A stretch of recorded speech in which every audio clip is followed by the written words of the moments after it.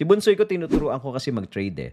Sabi ko sa kanya, ito lang gagawin mo, susundan mo lang tong trade ng robot. Tapos, hindi ko na tinuruan na iba. Basic support resistance, syempre, importante. Tapos yung TPI Cloud, gamitin mo lang yung TPI Cloud. Pagka nag-short yung robot, kung ano mag-short ka. Ilang araw na siya nanalo.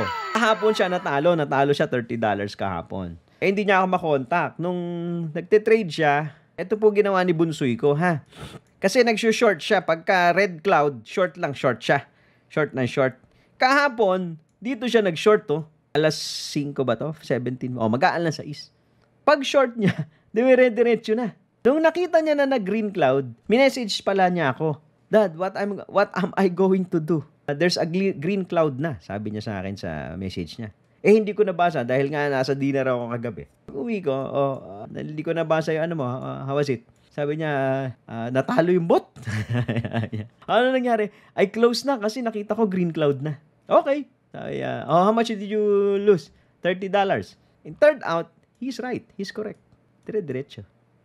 Naka-develop siya ng strategy niya. Nag-change ng cloud. Sige, I'll take the $30. Ako nga, $100.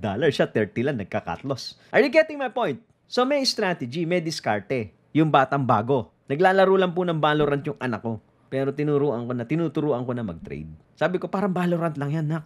May nananalo, may natatalo. Pero, kailangan mo diskartehan.